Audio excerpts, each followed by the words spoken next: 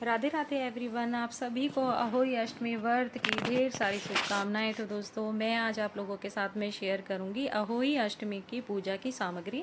तो दोस्तों देखिए, सभी लेडीज़ें अपने बच्चे के उज्जवल भविष्य, अच्छे स्वास्थ्य के लिए, लंबी आयु के लिए ये व्रत रखते हैं और हमारे यहाँ पे हम लोग सभी ये व्रत रखते हैं। तो दोस्तों, अहोई माता का आशीर्वाद सब बच्चों पे बना रहे, सबकी मनोकामना पूर्ण हो। तो देखिए इसमें क्या सामग्री चाहिएगी। सबसे पहले हमने एक चौकी लगाने ली है। चौकी पे लाल या पीला वस्त्र बिछा देना है। उसके साथ में दोस्तों हमने लेना है एक कैलेंडर, या फिर आपके पास तस्वीर हो, मूर्ति हो तो आप वो भी ले सकते हैं।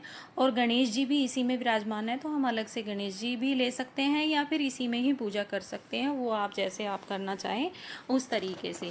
दोस्तों दूसरा है कि हमें कलश लेने होते हैं, मिट्टी के 2 करवे लेने होते हैं। हमारे यहाँ पे जैसे मिट्टी के करवे लेते हैं, अगर आपके यहाँ धातु के करवे यूज़ करते हो तो आप धातु के करवे भी यूज़ में ले सकते हैं, स्टील पीतल जैसे भी आप लोग करते हो। अच्छा, उसी के साथ में अहोई माता की ना एक माला बनती है दोस्तों, चांदी के, उसमें मोती होते हैं और जितने जैसे बेटे होते हैं ना उसमें उस हिसाब से, जैसे बच्चे की शादी हो गई या पोते हो गए, उस हिसाब से उसमें मोती डलते चले जाते हैं। उसकी भी पूजा की जाती है। तो हमने बनवाई नहीं है, तो इसलिए मैं आप लोगों के साथ में दिखा नहीं पा रही हूँ। और दोस्तों, एक लोटे में हमने जल भरना होता है, शुद्ध जल।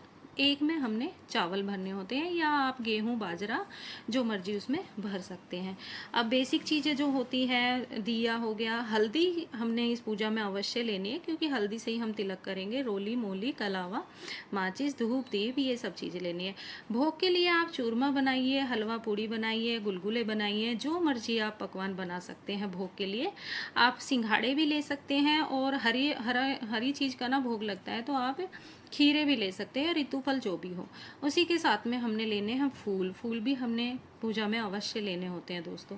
तो ये बेसिक चीज़ें हैं, बिल्कुल ही आसानी से हर सबके पास मिल जाती है। एक लोटा हमने जल का लेना है और पूजा के लिए ये बाद में हम सूर्य भगवान को चढ़ा देते हैं, क्योंकि जो हम पूजा में मिट्टी के कलश में रखेंगे वो शाम को हम तारों को देख के, वैसे तो कोई कोई तो इस व्रत को आधे दिन ही करते, लेकिन हमारे यहाँ पे हम तारे देख के ही इस व्रत को खोलते हैं, तो हम पूरा दिन का फास्ट रखते हैं।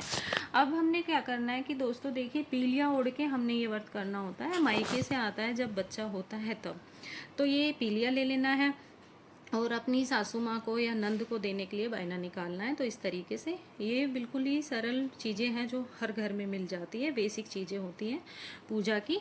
तो ये सब सामग्री है जो हमें अहोई अष्टमी की पूजा में चाहिए होती है। तो दोस्तों बिल्कुल अपना तैयारी करिए। और 24 अक्टूबर को ये व्रत किया जाएगा।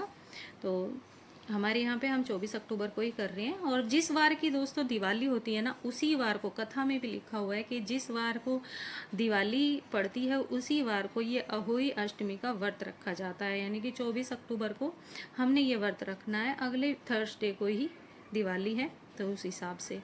और बाकी आप इस व्रत को आधे दिन तक भी कर सकते हो या फिर आप तारों को अर्घ दे के भी कर सकते हो। आप दोनों तरह से इस व्रत को कर सकते हैं। हमारे यहाँ पे हम शाम को जब तारे निकलते हैं तभी इस व्रत को खोलते हैं। बाकी सबके यहाँ अलग अलग है दोस्तों। अगर आपके यहाँ दोपहर में इस तारे को व्रत को खोलते हैं तो आप दोपहर में भी पूजा करके खाना खा सकते हैं। तो कैसी लगी आपको मेरी जानकारी, ज़रूर कमेंट्स करना, शेयर करना वीडियो को जितना हो सकते हैं। और आप चैनल में अगर नए सदस्य जुड़े हैं तो प्लीज़ मेरे चैनल को सब्सक्राइब करना। राधे राधे, जय माता दी।